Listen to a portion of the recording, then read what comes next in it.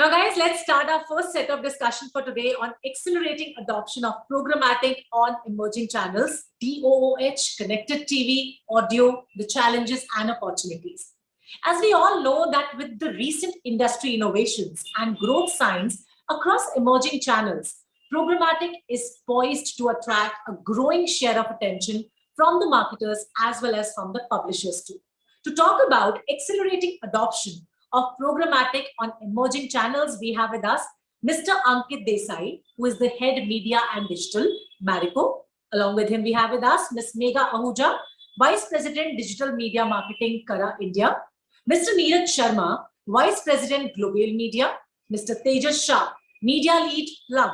And alongside, we have with us Mr. Prabhat Dhar, Dwivedi, who is the Associate Director, Advertiser Solutions, India, PubMatic, who will be moderating this session.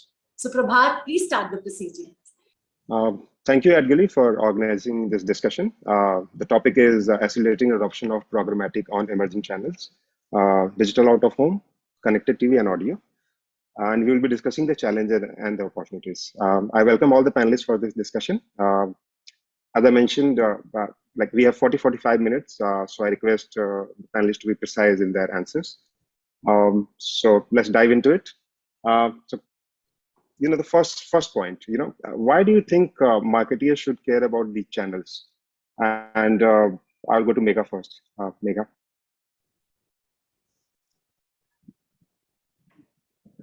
Megha, probably you are on mute. Sorry. Yeah. Hi. No yeah. Sure. I think channels become an important part of the entire media mix. I think they eventually decide the entire understanding how the audience and media insights eventually land them to the media approach that we really take. Eventually lands up to understanding that, from where these audiences are coming into and how are we then utilizing them back into our media approaches. So channels definitely become an important part of the entire media mix. And so they definitely decide on, in fact, how are you going to be taking it further from a media, then later on mapping it back to marketing also.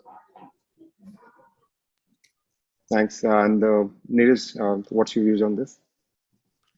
So coming in from the other side of the table, honestly, channels are actually, being decided or asked for more from a viewability perspective, where I see it as a request coming in from all the marketeers or the, the agency partners. So that viewability is something which is a very, vital aspect that we need to look at. That's where, the channels really needs a transparency. That's one of the pain point that being addressed. And with that, the authenticity of the audience that you are reaching out to is being devised. So these two aspects, are answering one of the main pain point of every marketer nowadays, is that where my ads are running, and how effective they are. So these two aspects are, somewhat that are being answered with the channels which are being derived into a media plan per se. So transparency is something that you're saying is obviously critical for the marketeers. Absolutely. And that's where these channels obviously help. Yes. So Ankit, as a marketeer, what's your views on this? The transparency obviously is one aspect of it. What's your take on this, the emerging channels? Prabhat, I'll take a step back. Essentially, I think the big driver for me is the fundamental fact that these programmatic platforms are nothing but a window to the way consumption changes are happening even as we speak, right? So while we are clubbing everything under programmatic, I think it's worth our while to actually split it up and talk about connected TV or digital DOOH and so on and so forth, right? And let me talk about connected TV, since that's a larger piece that's gaining traction even as we speak. I think there is a certain amount of excitement, and a certain amount of penetration that we are seeing increase on connected TVs or connected devices per se. And that for me is the primary driver, right? So if there is consumer excitement, there is consumer demand for it, the reach is going up, watch time is going up. That tells me that it's worth our while to actually now deep dive into the medium and see what's the best way to also, one is obviously reach the consumer, but more importantly, start looking at potential issues that we might have to tackle before the medium goes, or the channel, as you call it, goes mainstream within the mix. But yes, fundamentally, I think it goes back to saying if there is sufficient traction for the platform from a consumer consumption point of view, then it's worth our while to actually start looking at all other aspects to making that consumption come alive for our brand plans. Great. So you acknowledge that, wherever the audience is going as a marketer, you will, plan to go after them. Tejas, your views, please. Yeah, I think I would just like to add to what Ankit was saying, and probably they're increasingly, as we term them as cord cutters, probably someone like me who we cannot today reach them through the traditional mediums, and that is where all these three channels do come into play. That's be it digital OOH or connected TV or audio OTT. And I think that is where increasingly all of them are really important as part of a media mix as we go ahead. Great. Thanks. So my next question is related to that. We are talking about the emerging mediums and how we can drive the programmatic adoptions. So Megha, the question is to you. How much of this inventory is currently transacted programmatically? Do you have any data points or figure that you can quote here?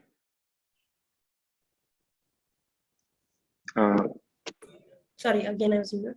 Not really something that I'll be able to really comment on, but we do see a lot of our the planning that we do actually getting diverted towards these three particular channels, because we do see a lot of consumer really getting in there. So we do see a lot of our media planning actually getting shifted to specifically whether it's the connected TV or whether it's the audio OTT or whether it's the DOOH.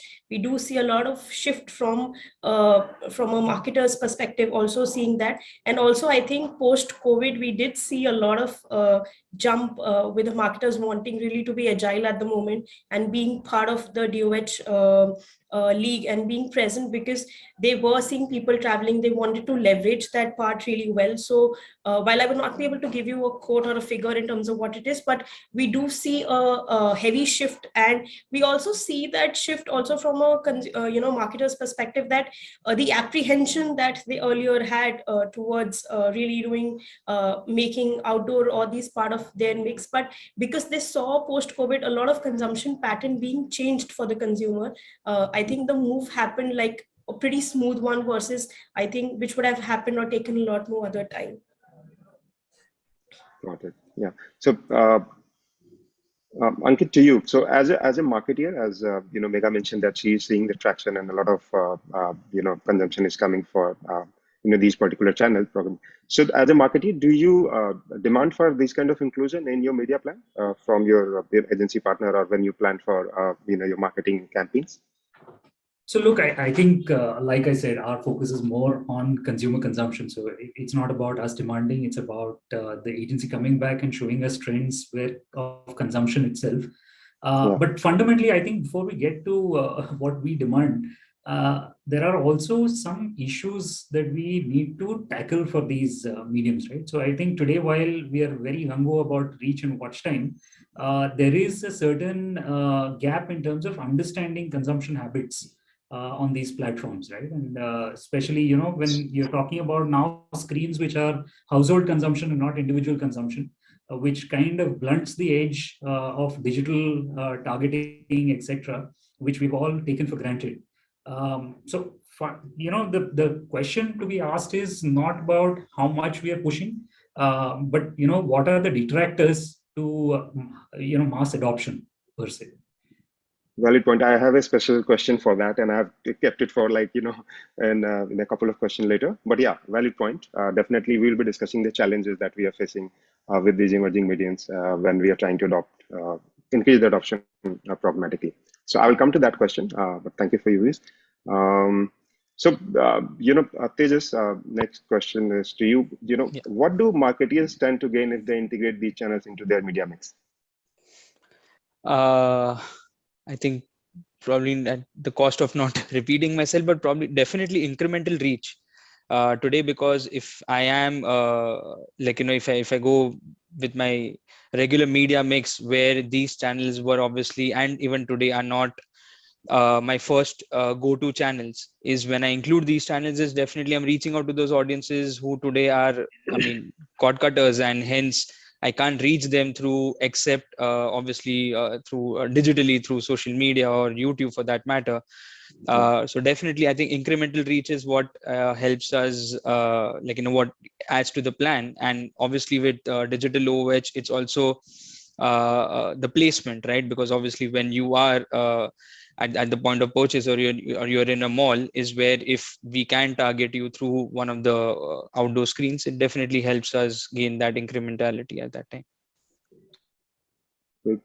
So I think you and Ankit most like mentioned the same points. Neeraj, your views on this, please. So What on do this, marketeers? yeah, stand to Prabhat, gain? I think on that aspect,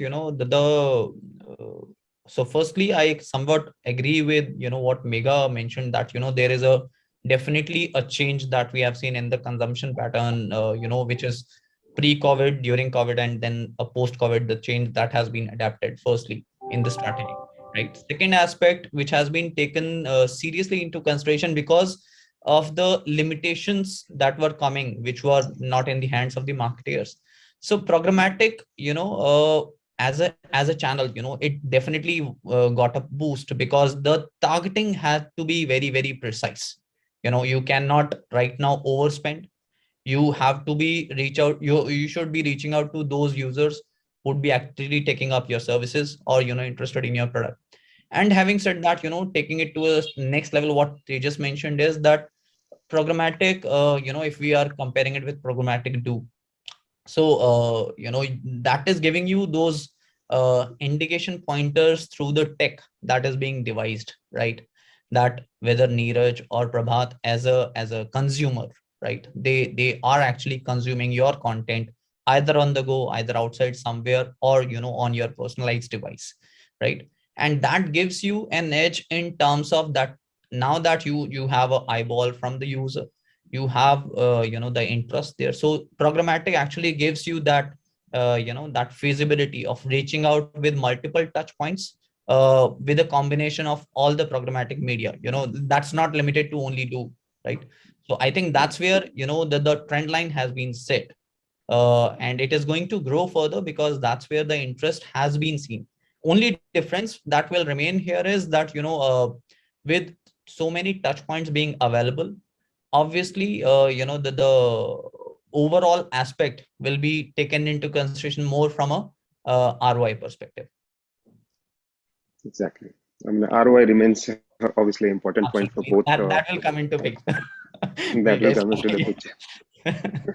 So with that, and Ankit, I think you already mentioned, let's talk about some of the roadblocks that we are currently facing, in the way to seeing more programmatic spend on these channels, because these are, few channels have already emerged and they are, growing faster. So what are certain roadblocks? And since Ankit mentioned it first, Ankit, I will come first to you and then, yeah. No, sure. So, Prabhat, I think fundamental roadblock is the understanding that we have on consumption habits on these platforms, right? And I don't think even publishers have done enough work around that, right? We know that there is a certain login that happens. There is a certain person in front of that screen. But because these are now community consumption devices and not personal consumption, strictly speaking, we don't really know the effect or, who all are in the room, so to speak. When it comes to connected TV, or even for DOOH, we've classically had the problem for outdoor, and that problem continues to remain even with DOOH. So while there's a lot of probabilistic guesswork that is happening around it, I don't think there is a very, very concrete response that we as a community have on what is actually happening on the consumer end with respect to these devices. So that's number one. The second is, again, this is an old problem with digital. It's getting extended to these platforms, right, where you have walled gardens. And like they just said, for a marketer, it's finally about incrementality of reach. But if you keep fragmenting that reach and tell me that, hey, I'm going to give you blocks everywhere, and you can only guess where your duplication is happening, that's not going to leave us in a great space in terms of measuring our ROI. So I think these are the two big challenges that I see in front of us. Once we overcome this, I think we can move on to next steps to say how do we now speed up the process of adoption. So you're stressing on more insights and obviously measurement that is required. That those are like two roadblocks. If that the channels can overcome the roadblock, there'll be more adoption. All right, Megha, what's your take on this? Again, what are the roadblocks as per you? I think the kind of roadblocks that we've seen, honestly, I think with a few of our clients, and we've tried really working on them, is a lot of, I think, the trust issue also that really comes in. That is it something that really works? Is it something that really people see? But I think the way we tried overcoming it and not trying doing everything together is like we started with giving the client, like they just mentioned that it's something as an incremental reach.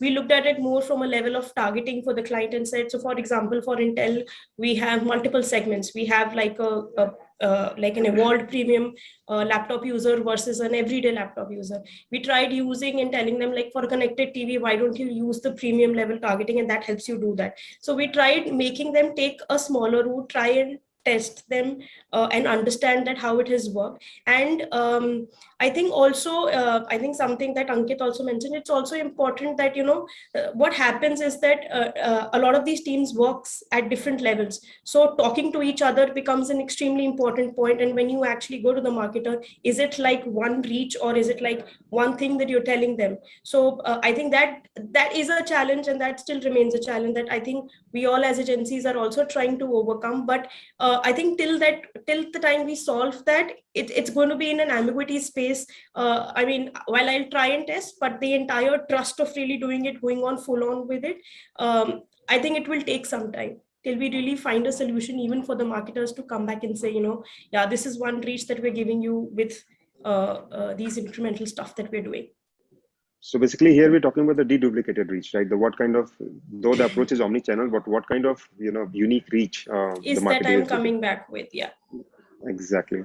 So as I think as we know, the topic is emerging channels. So I believe that, going forward, some or other solution will come where probably the channels will be able to offer the unified reach. Tejas, what's the roadblock as per you? I think the number one roadblock already covered was in terms of who are we reaching out to, because digital was individual versus household on connected TV, as what Ankit already covered, and similarly even for digital OH. Second thing that I would like to add is, and probably obviously roadblocks will be different by the channels that we are talking about over here. So I think on digital OH, it's also on the percentage of inventory that's available today for programmatic, as in, I mean, if I'm not wrong, based on past experience, it's only 10% of the overall digital OH inventory, which is today served programmatically. So I think the more and more inventory that we get on programmatic, I think that is what is going to help the adoption also of, at least from a DOH perspective, for it to be served programmatically. Yeah. So more scale is required, right? That's Absolutely. what you're saying, because scale is what everyone wants. So definitely. Exactly. Yes. Yeah. Okay. So far we have covered 3 roadblocks: more insight, measurement, scale. Neeraj, any other roadblock?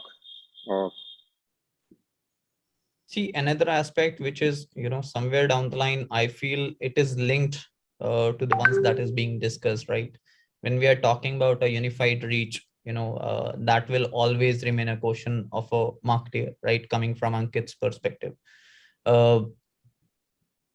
Coming from the enabler side of it, there is too much of a data that is being, taken out, which needs to be analyzed. So from an enabler's point of view, there is a lot of data churn that goes at the back end, and that unification of the consumer, to plug in all the points, that is also another factor that multiple platforms are trying to address, but none of them has been able to derive a solution. Hence, the challenge of only 10% is available through programmatic. So I think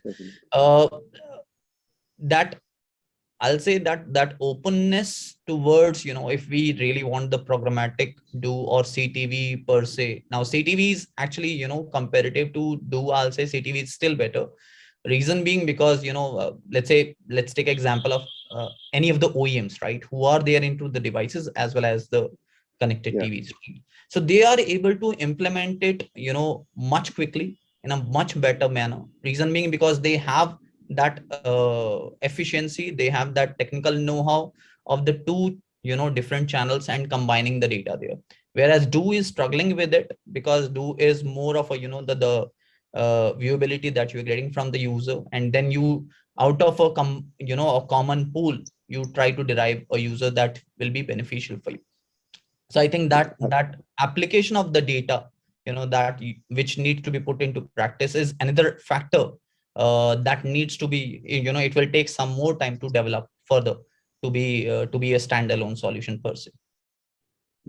I think you made a very valid point with all the OEMs, who have their own smart TV, and they have, they can track it better than the digital out of home players. So yeah, definitely. So with that, if you may suggest, like, what is needed to accelerate the adoption? Like you rightly mentioned, I think we discussed the roadblock, and while discussing the roadblock, you also, give some suggestion. But if we can just talk about, if you have to like give, 2 points on how we can accelerate the adoption, programmatically, basically of these channels. So what would that be? See, for that, we can start with you, Neeraj. Yeah. Go ahead. Yes, So you're talking. For that, first thing first, I'll say that, the definition of programmatic, I'll say, this is my opinion, that has to be, kind of lowered down into the bracket. Reason is because when we talk about programmatic, the expectation that goes is that there is too much of filtrations which are possible for a user to be targeted, right? So we need to actually kind of make it very skewed, that what all touch points we really actually need. I think once we are defining on that, I think that will make us easier to, to do kind of skewed or unification of the consumer. Right now, we want to, as a marketeer, I want to touch base my consumer at every touch point. When he is watching the match, during the ads, if he's not looking at the ads, then I show him an ad on his personalized device. So, these touch points are actually, are a good mix of opportunities from a avenue perspective. But in terms of evolution of the platform, these needs to be drilled down on the effectiveness. That's how I see it. So effectiveness is something that these platforms need to bring for the acceleration. All right, Megha, over to you. What do you feel? How can we accelerate the adoption of programmatic on these emerging channels? I think if we have like more understanding on the measurement, that would really be of help. I think the current lackness in terms of how are we measuring it and how are then we using that data back, I think becomes an important factor for the adoption. So I think measurement, I think, would become critical here. Exactly. I think more insight and measurement, Ankit has already mentioned, but Ankit, is there anything else that you can feel that can accelerate the adoption programmatically for, these emerging channels? No, so, at the cost of repeating myself, I think fundamentally 3 things, right? One is understanding consumers and what and how they're engaging with these platforms. The second is, can I get more unity amongst platforms to finally deliver better ROI? You call it unified reach, I call it breaking down of walled gardens.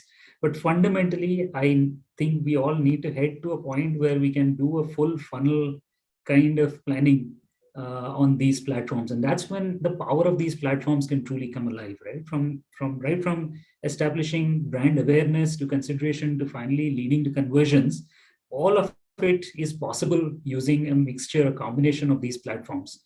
Now, the question is, are publishers going to come together and make it come alive? The power is there, consumer is there.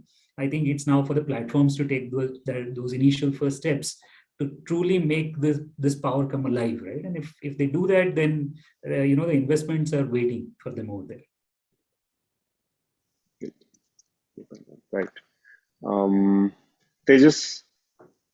I mean, I think we've spoken about it and covered all the points, but two key things that come to my mind, or three rather. First would be, I think today we are making steps in terms of identifying who we have reached out to post the campaign has been done, right? So, but I think the more that we can get into the planning stage, and I think that sorts of ties back to what even Ankit was saying in terms of unified reach or breaking down the walled gardens. I think that is where it will help us plan better rather than just measuring it in post, and which is also basis sample size on who we are reaching out to, because that sorts of defeats the purpose of digital.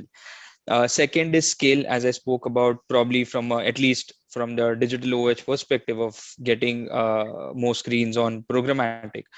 And the third that we covered definitely is effectiveness / measurement on what is, I mean, how is it impacting the brand today? So I think these are the three things that needs to be established for us to accelerate the usage of it.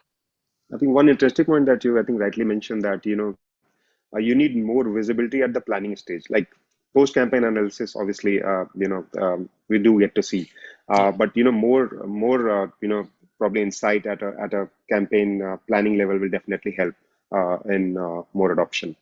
Yes. So yeah, well point, definitely. So okay, since we are discussing programmatic, so that brings to my next question. How does other than these emerging channels that we are talking, how does using programmatic technology benefit media buyers and publishers and marketeers? So I'll go with marketeer first. Ankit, your views on this, please. No, sure. So one is obviously the reporting of it gets easier, right? So, and that's really the going in promise per se, the ability to actually have common reporting formats, ease of access, real-time reporting, all of that comes alive. So that's number one. Mm-hmm. The second one, and which is in my mind the more important one, is this whole promise of unified reach and frequency, right? And somewhere I think the programmatic promise was essentially about bringing that alive. For whatever reason, I think we have now deviated from that original dream. But that for me is remains, the big reason for programmatic, to be a potential game changer.